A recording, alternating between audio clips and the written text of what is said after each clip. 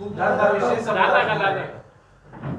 राजेश क्षीरसागर यांचं नाव घेऊनच त्यांच्या पत्रामुळे 5 कोटीचा गैरव्यवहार झाल्याचा आरोप आपण केला. काय नेमकं घडले सीपीआर मध्ये कोल्हापूरचं?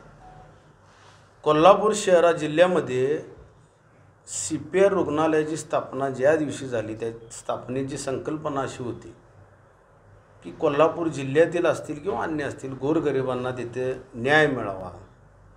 न्याय म्हणजे शारीरिक त्यांचं जे काही दुखणं असेल ते बरं व्हावं आणि अल्प कालावधीत आणि अल्प पैशात म्हणजे गोरगरिबांचं रक्षण व्हावं. पण 2022 साली राजेश क्षीरसागर यांनी अधिकृत पत्र दिलं. हे ते पत्र आहे. त्यावेळी दीपक केसरकर पालकमंत्री होते आणि त्या पत्रामध्ये त्यांनी नमूद केले की लिंबेकर नावाच्या व्यक्तीला ते देण्यात यावं. लिंबेकर नावाच्या व्यक्तीला टेंडरमधून तो 5 कोटी निधी मिळालेला नाही.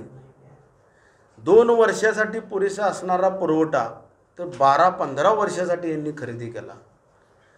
5 कोटी रुपये निधीचा त्यांनी गैरव्यवहार केला. कारण राज्य शासनानं राज्य शासन प्रधान सचिव महाराष्ट्र राज्य यांनी दिलेला हा अहवाल आहे आणि या अहवालामध्ये स्पष्ट बोललेले आहे, लिहून दिले या प्रकरणामध्ये अनियमितता व गैरव्यवहार दिसून येत आहे. यासाठी शासनाने संबंधित प्रकरणाची उच्चस्तरीय चौकशी करावी. राज्य शासनाचे अधिकारी प्रधान सचिव जर अशाच पद्धतीचं लेखी स्वरूपात अधिकृत पत्र देत असतील तर ह्यात किती मोठा फ्रॉड आहे हे यातूनच सिद्ध होतं. राज्यकर्ते विरुद्ध राज्य शासन अशी आता लढाई सुरू झाली महाराष्ट्र राज्यात. राज्यकर्ते विरुद्ध राज्य शासन. माझी विनंती आहे आपल्या सर्वांच्या माध्यमातून एकनाथ शिंदे साहेबांनी अशा पद्धतीच्या प्रवृत्तीच्या लोकांना पोसून त्यांना काय मिळालं आणि जर राज्य शासन सांगत असेल की हे फ्रॉड आहे तर आता एकनाथ शिंदे त्यांच्या पट्ट्याला अरेस्ट करायला लावणार का? हा यातून मूळ प्रश्न आहे.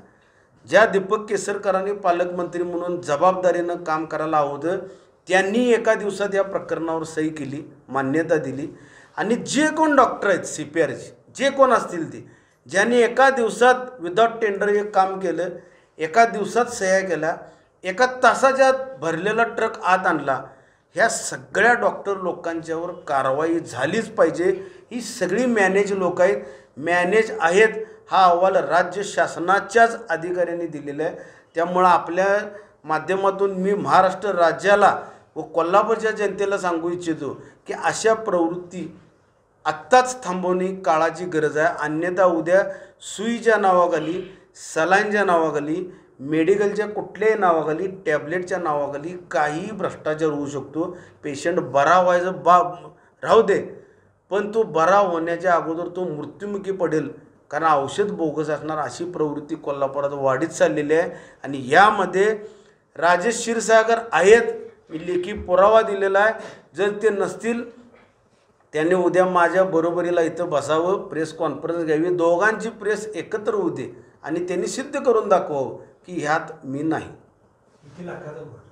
5 कोटी रुपये 5 कोटीचा घोटाळा. वैद्यकीय शिक्षण मंत्री याच